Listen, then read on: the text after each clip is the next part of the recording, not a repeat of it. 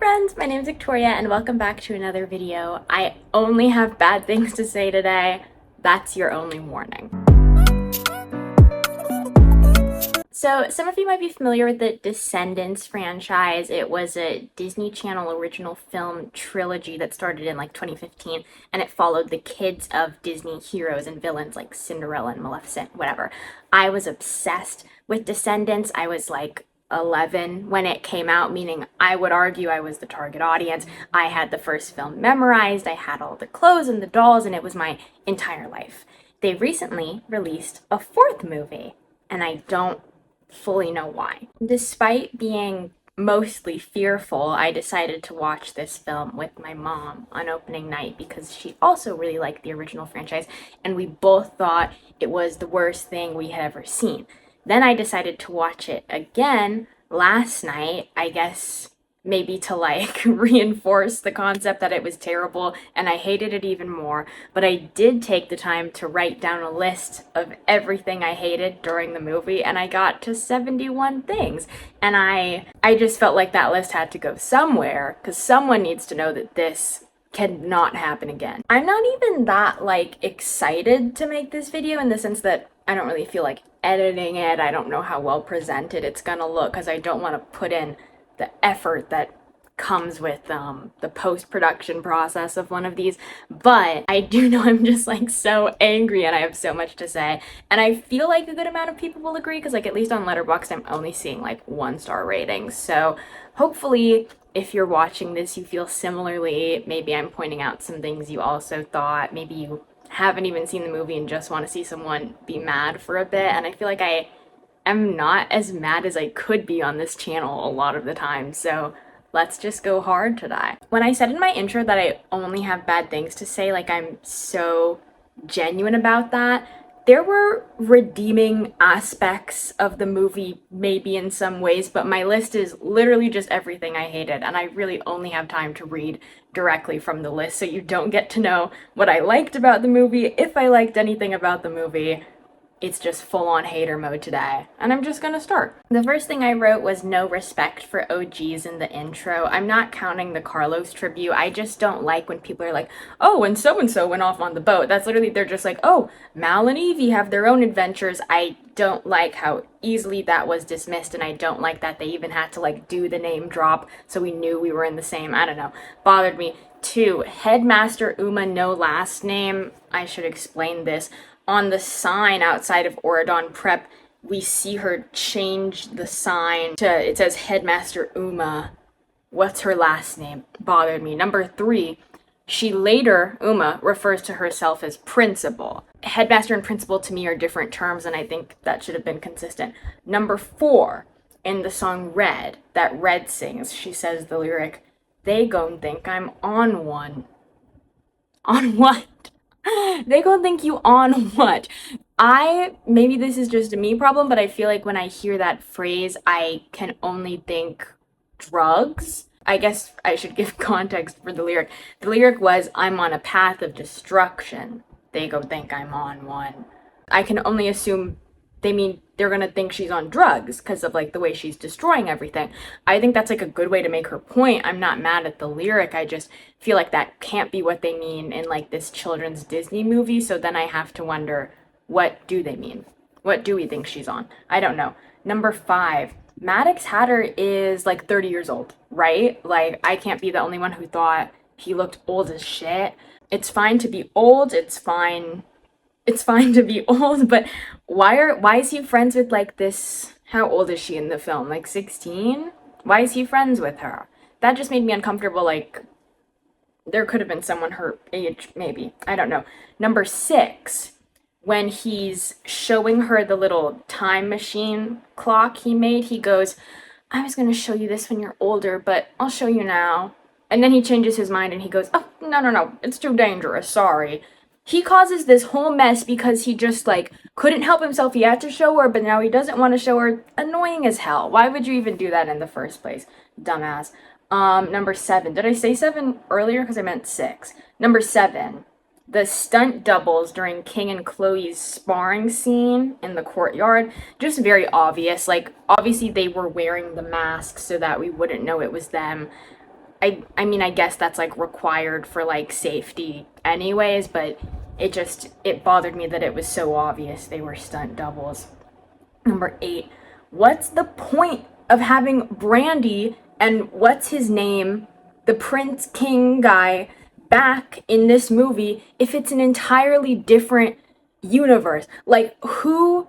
One, because I know that must have been expensive as fuck. Like, I know that must have been where half the budget went to, is getting Brandy and what's his name back. I love the Rogers and Hammerstein film, whatever, but that was like decades ago. And if your target audience is like ushering in a new wave of kids, they don't know who it is, so it doesn't really matter. Like, why did we spend all this money on them? And it's not even like in the context, it's an entirely new, like, they're playing a new version of Cinderella and the Prince. So why does it, like, what's even the point? What's even the point? To me, that was my concern. Number 9, why are they randomly singing? They start singing So This Is Love in the middle of the courtyard. Again, probably half our budget went to getting Brandy to sing, and it's like, it has no relation to the plot. Why are you guys singing right now? Stupid to me. Number 10, Chloe's glass shoes are ugly as fuck. Number 11, Chloe's outfit is ugly as fuck. That just really, really bothered me. On the topic of outfits, number 12, I said, why does red have a white belt that says the word red on it? It doesn't match the rest of the outfit, and it's why the fuck? Okay. 13, I said, what does Taika think? In reference to Taika Waititi, because I'm pretty sure he's dating, if not married, to Rita Ora. Obviously, like, you can be a good filmmaker and watch bad movies. Like, I'm hating on this, but like, my favorite movie is Twilight. Like, I don't consider myself a pretentious person generally, but I know this must have been a hard watch for him, and I guess that's not even a problem, that's just a question. Number 14, King Charming says he can't go to welcome Chloe to Oridon because he has to go visit Chad at college to see him play tourney. I just have trouble believing it's that serious. It seemed like just a reason they wouldn't have to pay him more to be at the scene. But what do I know? Number 15. How are they Chad's parents? Chad is white. I mean, I'd have to do a lot of thinking to think of like how consistent like race has been throughout the other films, because maybe this is like a consistent thing, but they took the time to make Chloe like look like a mixed child, and Chad is just white. Not to mention Chloe has blue hair like her mom. Chad is blonde. It's fine if Chad's like adopted. I'm just curious. Number 16. What the hell is that Love Ain't It song? I literally hate everything about it. I wrote for number 17. What does that even mean? Like, why is that the title? Is that the best thing they could come up with? Love Ain't It? I just hate everything about that. Number 18 on the same point. Why do the security guards start singing in the song, and why is it written so poorly? I don't have the lyrics in front of me, but I can tell you it was something like, could it be? Oh, it's her. We haven't seen her in years. She's so mean. I could literally write that. I should kill myself. Number 19. Why do they start rapping mid-song to cover more plot? It sounds so bad and awkward. Like, I would rather they just talk. I would really rather they just talk, because it doesn't even sound natural, which brings me to number 20. I'm not fully convinced that's Rita Ora's voice in that part when she's like singing, rapping. It just sounds like, I mean, if she has range, like, good for her, but it doesn't even like fit, which is why it's like so bizarre. God, I hate that song. Sorry. Number 21, her dress, Rita Ora's Queen of Hearts dress, is weirdly shaped. It's kind of like rectangular, and that is just annoying to me. Number 22, why does she keep saying that her and Red are gonna rule side by side? Like, that, maybe like I'm misunderstanding, but I don't think that's how it works. I think if she wants Red to be queen, she would have to no longer be queen. I don't think you can both be queen.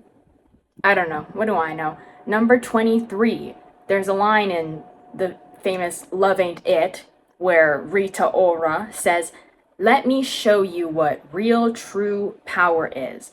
I could write that, and I can prove that to you, because if you want to look in my voice memos, at all the songs I've written. That's embarrassing enough to say, but that's how hard I want to drill this point home.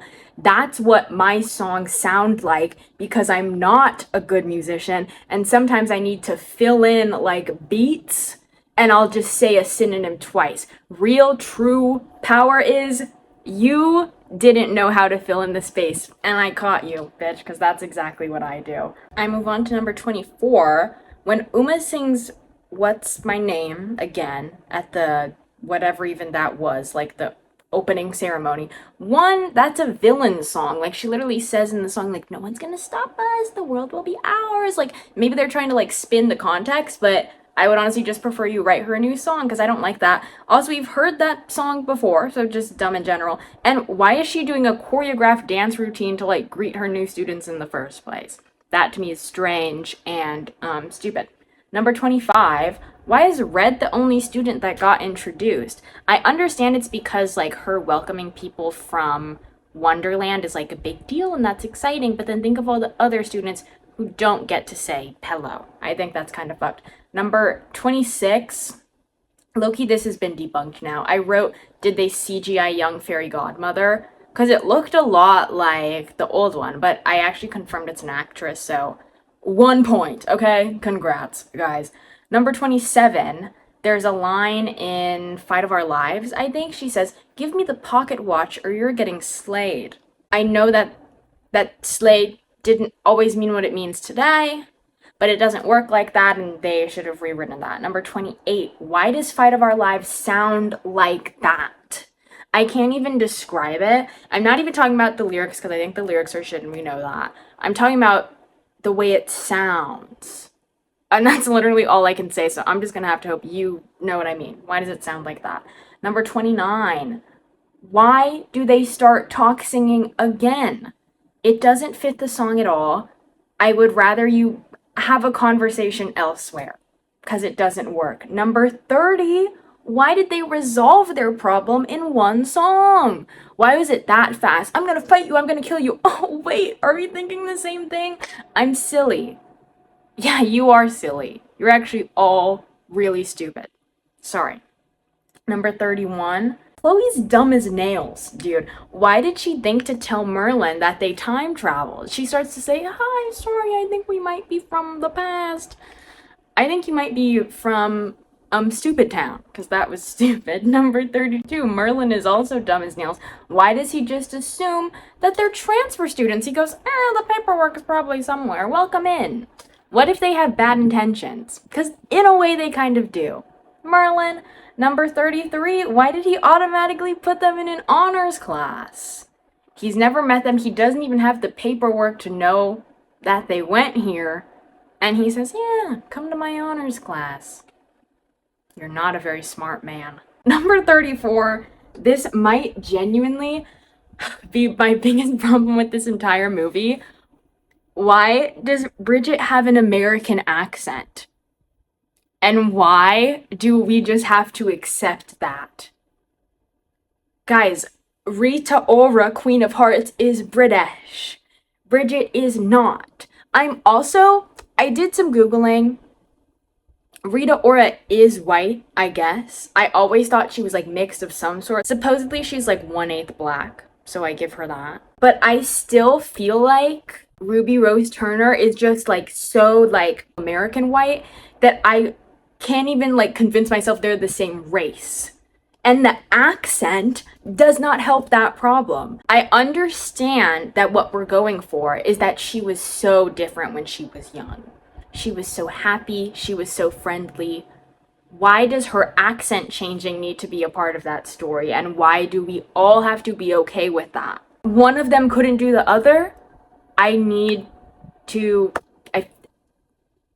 Okay, that was that. Everything else low-key pales in comparison. But 35, I said, Ella's wig is bad. It's bad. And then 36, I said, honestly, so is Bridget's. All the wigs are kind of bad. 37, I said, Kylie apparently said she was willing to dye her hair red to be red. Why would they give her that dumb, large, inconsistent wig? Everyone's wig is just too much in this film. Wig. 38. Kylie doesn't even try to make it look like she bit into that cupcake. Damn. She goes, And then she turns it like this, not thinking. We can see you didn't bite it, girl. And then 39, she reaches for a second cupcake. You didn't even take a bite of the first cupcake, girl. Let's just do some critical thinking here. Number 40, they're speak singing again. I'm gonna kill myself. That's what I wrote.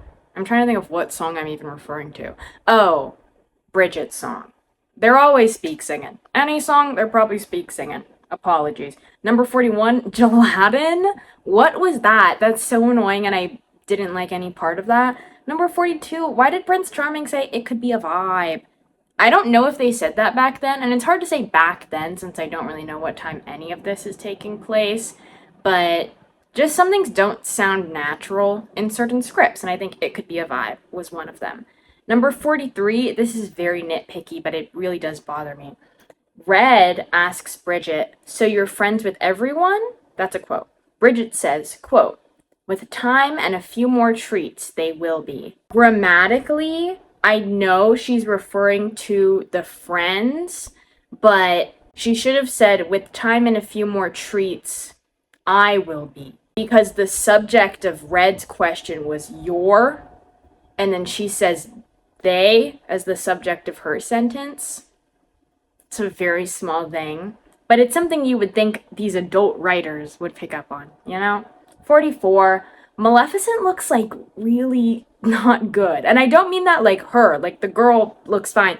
I mean the costume looks like cheap and the horns look really big and it's just like kind of embarrassing considering Maleficent is supposed to be this like crazy powerful being, you know? And then she goes on to be played by the goddess Kristen Chenoweth. Like you should do her some justice. Number 45, there are extras in that song who are wearing hats that I feel like I've seen at Target like 2 weeks ago. Again, it's unclear what time period this is, but like we're understanding we're in the past and it's like somewhat olden days because like, you know, royalty, blah, blah, blah. Don't put your extras in hats that I've seen at the store in 2024. Okay, number 46, who's Morgan? If that's even his name. There's someone in the villain pack that has like scales on him and he says like something to the effect of Morgan or Morgie. I should be able to know which villain or like character everyone is in this movie instantly. The second I'm asking questions is a major red flag on Disney's part. Maybe in the comments you can tell me if I'm being stupid and this is someone I should like immediately know, but I really couldn't think of who that could be. Number 47, what's even the point of having Ursula's younger sister as our main villain here? Like, that is just so stupid to me. Because clearly you have her, like, entourage of villains that we actually know. Maleficent, Hades, whatever, whatever. And I feel like if you had them be the instigator of this plot, it wouldn't, like, do anything too drastic to, like, their stories in the future. Because, like, they were always evil. They were always involved. So why would we like do the younger sister of someone we know, a character we really have like no ties to?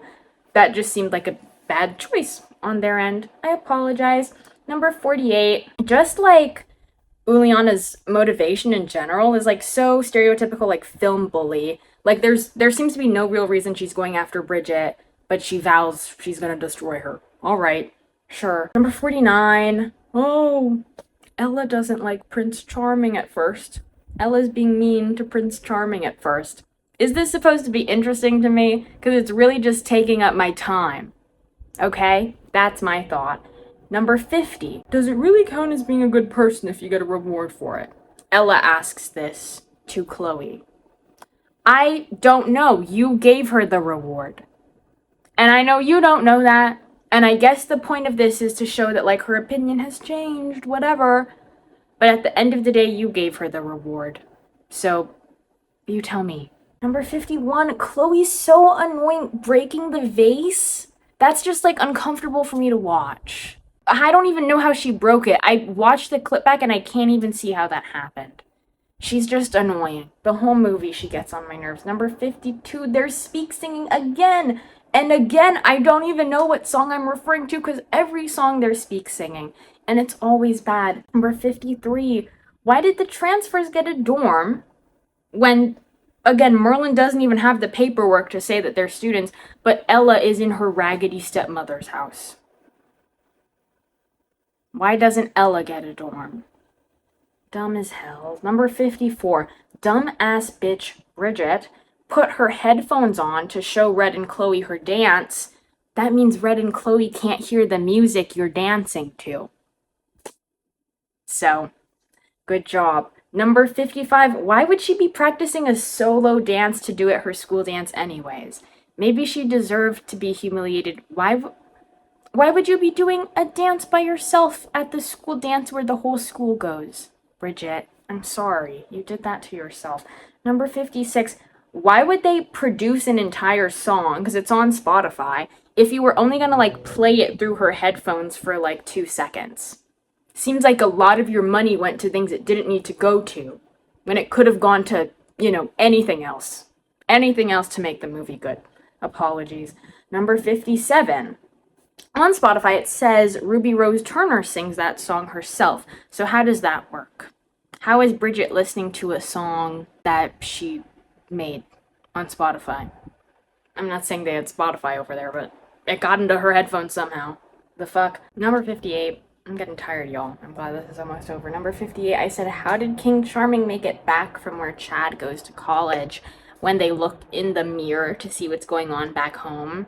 King Charming has, like, made it to where Rita Ora is, like, holding everyone hostage. So I'm just curious how he would have made it there, but that's fine. Number 59, Chloe's annoying ass has no interest in her mom's survival.